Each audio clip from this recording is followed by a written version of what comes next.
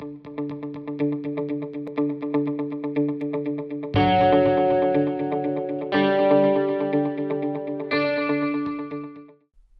course will not be complete without discussing some of the deeper thoughts that you should think through in adopting running as a sport.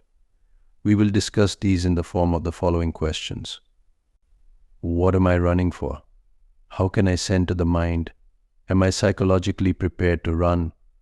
Am I prepared for environmental adversity? How will I approach a race? We will look at these questions in detail now. The biggest mistake one can make is to convert the simple act of running into yet another competition.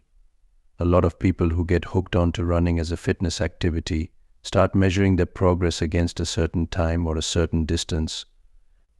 It's just a matter of time before one begins to plateau in terms of improvement, which eventually leads to frustration. When you're in the middle of a long run and begin to lose steam, make small targets, say 1K over 10 minutes at a time. Maintain your form at all times, keep your mind clutter-free, and shoulder and body relaxed. Not only will it improve the way you're running, but will keep you focused and happy as well. So don't forget to enjoy what you do and remind yourself why you started running in the first place. You are running to be fit, or maybe to lose weight, or maybe just to socialize. You are not running to compete. Staying in the moment is crucial to running well because it helps minimize negative thoughts and distractions. This takes practice. In a 20-minute meditation, it can take a person 15 minutes to realize their focus has wavered away from breathing before they switch back. Meditation is not about preventing your mind from wandering, but building awareness of your surroundings.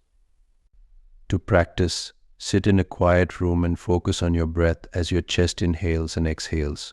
When you notice your mind wandering, bring your thoughts back to aids such as breathing or something else like a fan or a furniture that you can use to control your thought process with. Breathing is one of the most effective tools of meditation used by various schools of meditation. A race could go wrong in many different ways.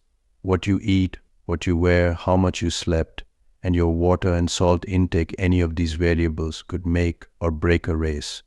No matter how prepared you are, running will perhaps become painful at a point. Your run might even be relegated to a walk. You will be overtaken by people half your age. However, it can't be as bad as you might imagine if you had played those fears beforehand in your mind. Therefore, with careful training of the mind, you can minimize the surprise.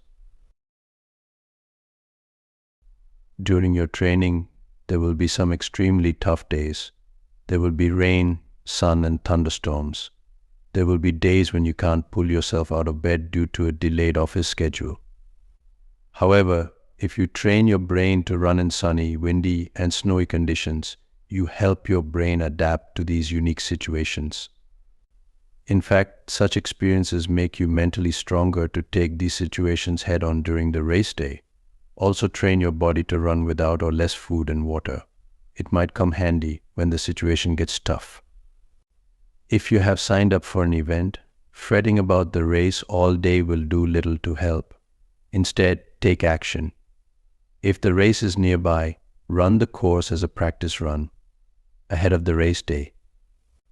If the race is in a different city, it makes sense to race the entire route or the difficult portions of it a day earlier. Google Maps or Garmin Maps are handy tools to analyze the trail, elevation, and weather. These visual markers will give you a fair idea of the route and keep you mentally prepared about what is to be expected.